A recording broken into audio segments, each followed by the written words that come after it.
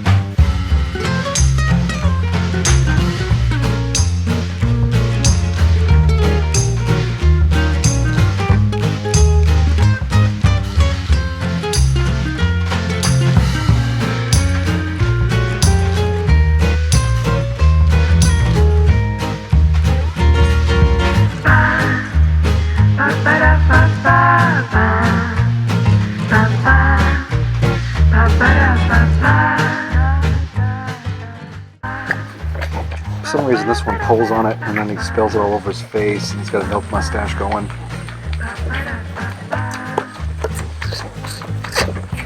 He just keeps pulling it off. But they've been on a bottle now for like 3 weeks, so they can start learning a bucket. It'll be a lot easier. They're going to get a richer formula mix anyway.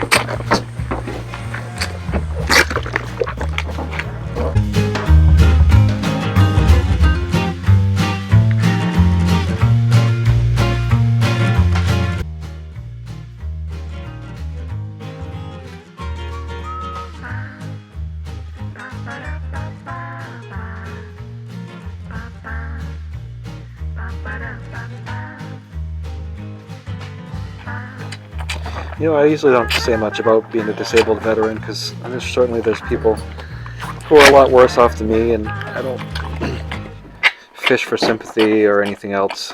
And raising the animals and doing what I do is pretty therapeutic most of the time. And other than like feeding the animals and a certain amount of things that are time sensitive that you just have to do, I can pretty much do everything at my convenience, and there's plenty to do, so I'm not trying to say there's nothing to do, but fortunately I was able to retire from the military after 25 years, and I do have disabilities that prevent me from really doing anything on the outside other than pretty much, I'd have to be so flexible that I could show up or not show up, or show up when I want to. But anyway, I'm fortunate enough that my retirement allows me to live this lifestyle. And a lot of times, September was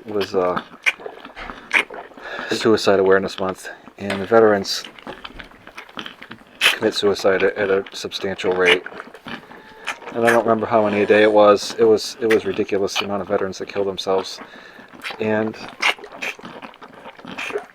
the mental pain that you experience is not recognizable on the outside, and that's true for a lot of people. And unfortunately, I have migraines and I have arthritis, but it doesn't prohibit me. Most of the time, I just work a little slower usually. And I don't really know how to say what I want to say other than, I'm fortunate. I'm not fortunate that I'm disabled, but I'm fortunate that I can I can work at my own schedule, work at my own pace for the most part. You know, if I don't want to start work till 11 o'clock, I don't have to. And if I don't want to work today, I don't have to. But I think, and I don't fish for sympathy. I don't ever like walk around being like, look at me, I'm disabled, I deserve this or deserve that. But I think what has upset me today is that I do have disabilities, I do have arthritis, I do have migraines all the time, and so to go like cut down a tree that's 2 foot in diameter, cut it all up with a heavy chainsaw, and then physically put it away it's a task, it's a job, it takes me a while.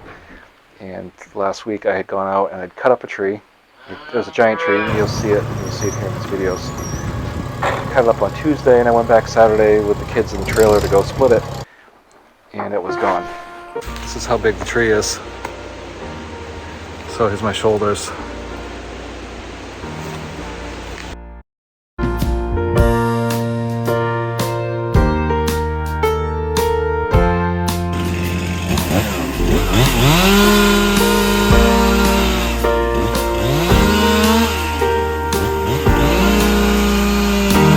Check this out. Here's barbed wire. Here's the tree. Here's my hand. The tree stump that's left that the barbed wire is hooked to. And this land used to be part of mine. It went to my farm. It was a dairy farm, and there hasn't been cows out here to my knowledge since 1938. Now it's woods. It was a nice pasture at one time. You can see the stone walls here going off that way, anyway, I'm cutting it up and we'll split it and put it in. There's a lot of wood in here, and that broke off up there. It came down here and it took out a whole bunch of trees. The limbs, there was 3 big limbs on it.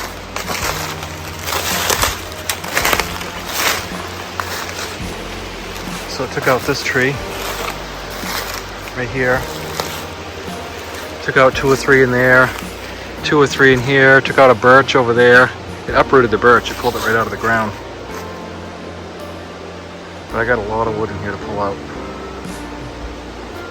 This right here was where the driveway was. You can still barely see the driveway. Right there, there's a little bit of grass growing still, and straight back was where the barn was.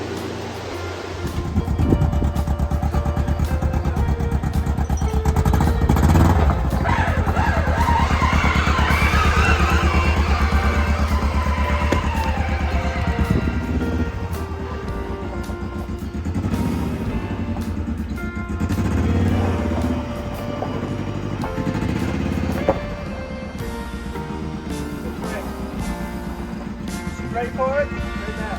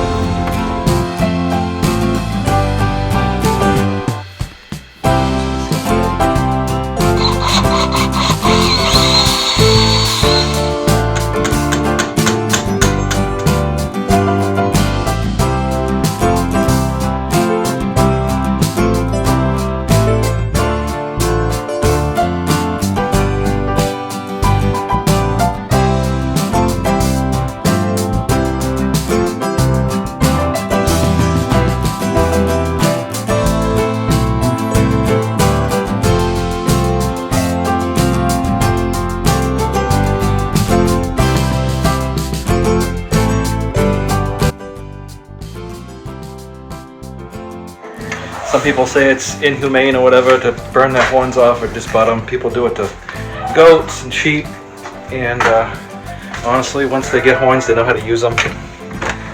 And they'll always bunt a little bit, but if you've ever gotten horns in the stomach, you know, I'd rather they lose a little bit of blood instead of me.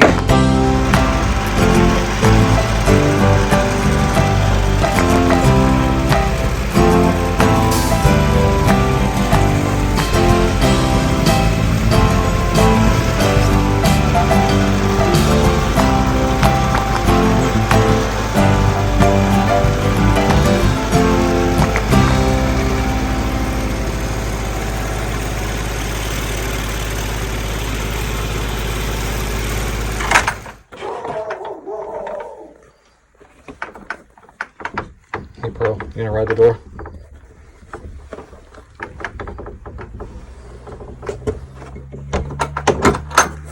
Hang on.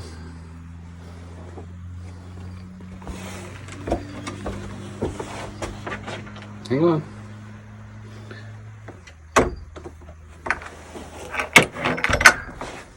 See you later.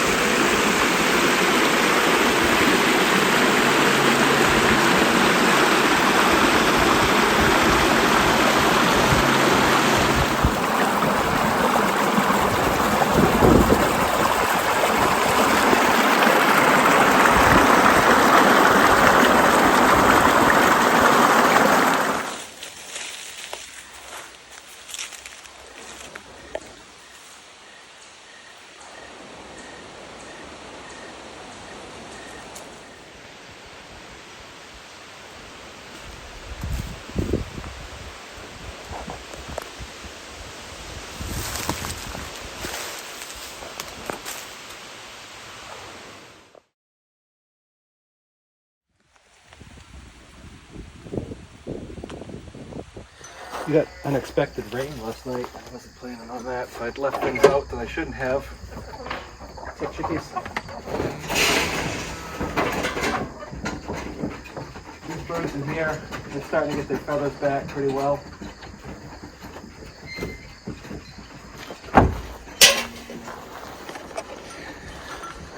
You never can tell about things.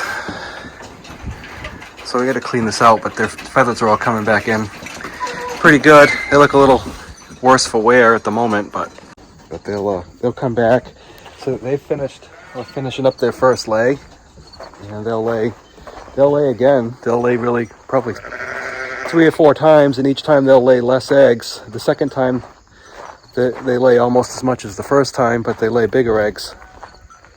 And so if you keep them through the molt, which is could be a couple months, you'll be rewarded with bigger eggs. Hey, kitty.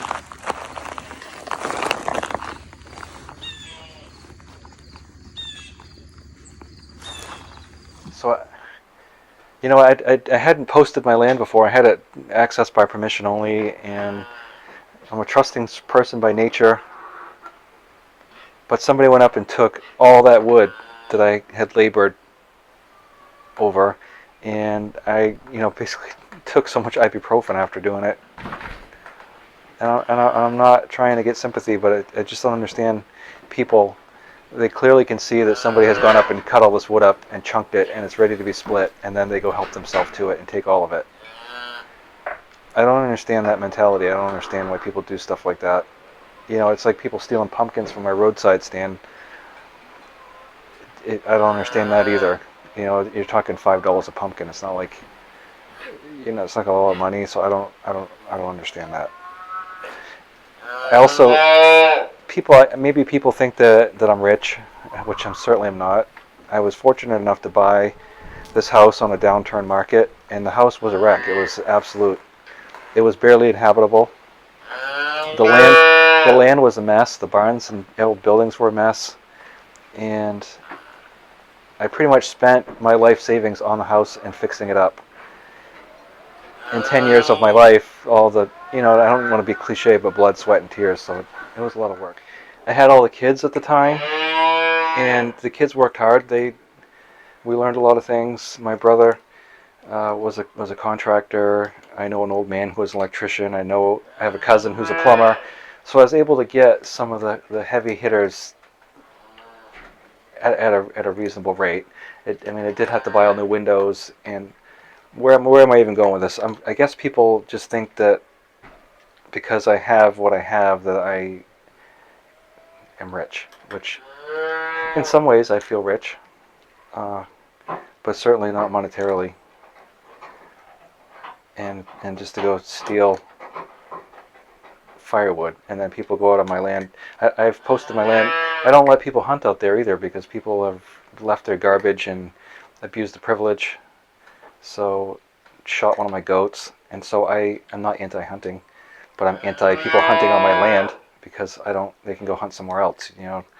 At first I really wanted to welcome others to use my land, but now I have found myself resentful and especially irritated when people want to use my land and I bought it, I pay taxes on it, and I don't need to let people use it. So that's how I feel now.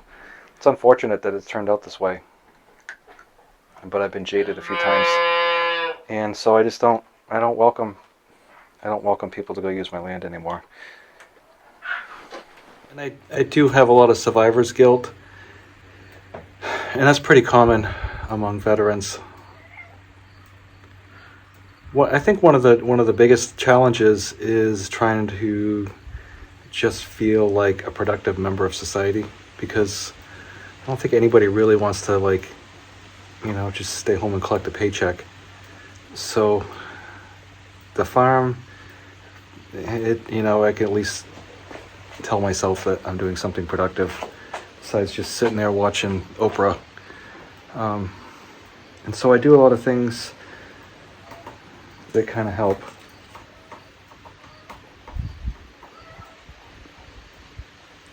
It's just been a kind of a low point. I'm on the anniversary of my godfather's passing and closing in on my brother's passing, and it's just been a lot of feelings and a lot of emotions.